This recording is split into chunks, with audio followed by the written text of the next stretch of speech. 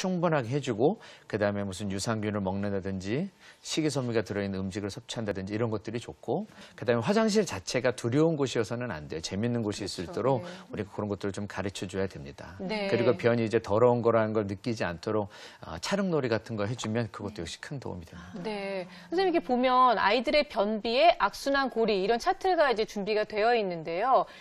글쎄 변비도 무슨 악순환이라는 게 있습니까? 짧게 한번 설명을 해볼게요. 네. 건우 같은 아이들이 왜 변비에 고생을 하는지 보면 배 안에 이제 변이 차면 단단해지죠. 근데 그거를 배변을 하려고 하다 보면 아무래도 항문이 아플 수는 있어요. 그렇죠. 근데 우리 어른들은 이제 배변을 할 때 아프면 아, 내가 변비니까 조심해야지 이렇게 되겠지만 애들은 그러지 않고 그냥 일단 두렵기만 한 거예요.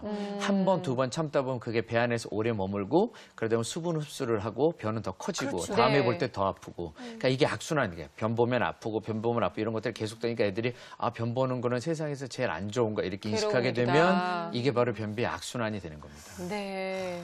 자, 그러면 선생님, 어쨌든 간에 뭐 변 검사라는 것은 어른들 건강검진할 때도 꼭 확인하는 것처럼 건강의 척도라고 할 수 있을 것 같은데 아이들 지금 말씀하시는 것처럼 변 보는 횟수, 언제 보는지 또 상태는 어떤지 이런 것도 좀 확인을 좀 해봐야 될 필요가 있겠네요.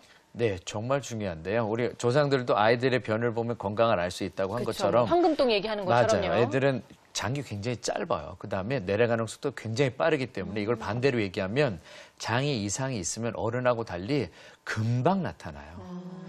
그러니까 이제 어른하고 많이 차이가 있는 거예요. 그래서 애들은 변 모양만 봐도 장의 컨디션을 금방 알 수 있고 네. 그래서 변이 무슨 문제가 있는지 알 수 있어. 뭐 혈변을 본다든지 아니면 단단한 변을 본다 이런 것들도 다 마찬가지고 이 정도 거는 정도 나이나 보통 애들은 한 일주일에 한 3번 정도는 변을 봐야 우리가 정상적으로 배변 행위를 하고 있구나 이렇게 사실 말할 수 있습니다. 적어도.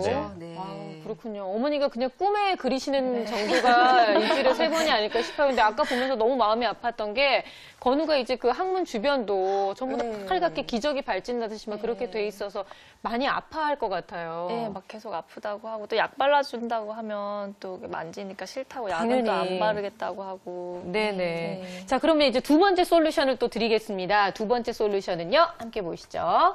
배변 환경 바꾸기, 응가하자란 말을 줄이기, 즐거운 응가 시간 만들기.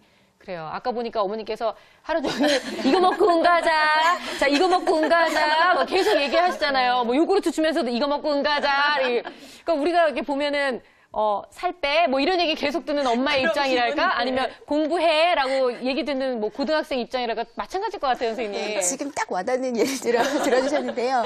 그러니까 어머니들 입장에서는 예를 들어 응가를 내가 한 2달 내에 마스터 시키겠다 이렇게 하면 그 시간 내에는 응가에 집중하자라는 생각에 계속 응가에 오히려 아이한테 더 말을 많이 하고 집중하실 수 있는데 지금 예를 들어주신 것처럼 아이 입장에서는 난 엄마랑 놀고 싶은데 눈만 뜨면 눈만 마주치면 응가 마렵니? 이러고 확인하고 이러니까 아이 입장에서는 오히려 그게 부담이 되고 심리적인 부담이 되면 더 여유가 없어지는 거 아시잖아요. 그리고 왜 자꾸 하란 말 들으면 왜 하기 싫어지는 게 사람 심리예요.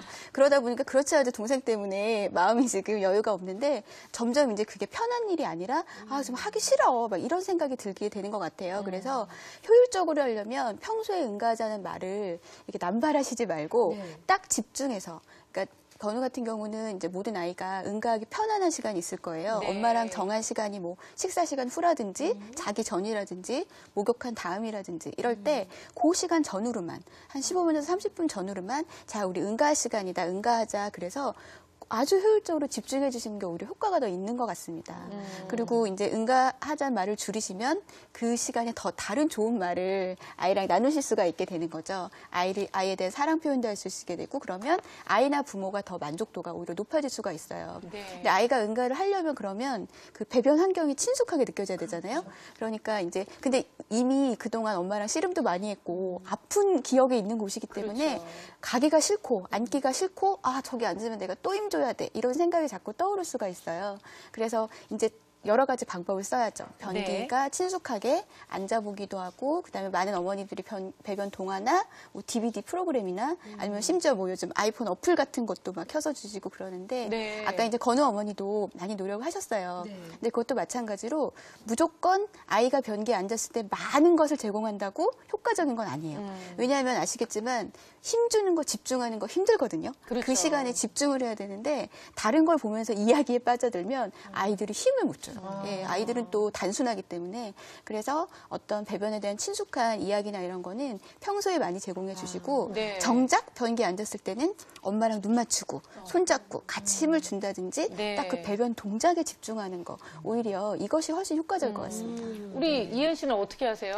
저는 이렇게 구석에서 혼자 막 이렇게 참고 있는 그 모습을 보면 현수야 응가하러 가자 이렇게 끌고 가서 그 응가할 때만큼은 같이 힘을 주는데 네. 그 응가 참는 그 모습이 너무 귀여워서 그렇죠. 네, 저도요. 맞아요. 예, 집중을 하긴 하죠. 그 순간만큼은. 제가 근데 또 이쁠 때기도 해요. 지금은 뭐 지가 혼자 알아서 다 하고 다 나오면서 네. 아 씻어주세요. 딱 이렇게 말하면 얼마나 섭섭한데 이렇게 눈 맞추고 앉아서 할 때가 진짜 너무 귀엽다는 생각이 들고요. 자 솔루션 세 번째 제시해드릴게요. 자 보면 엄마와 더 친해지기, 동생의 육아에 참여시키기, 애착놀이 많이 하기. 근데 결국은 또 애착 얘기가 여기서 결국 빠지지 또 않네요. 이제 가족의 이야기로 돌아가게 되는데요. 동생도 항상 이제 끼어들 수밖에 없어요. 왜냐하면 엄마랑 둘이 거는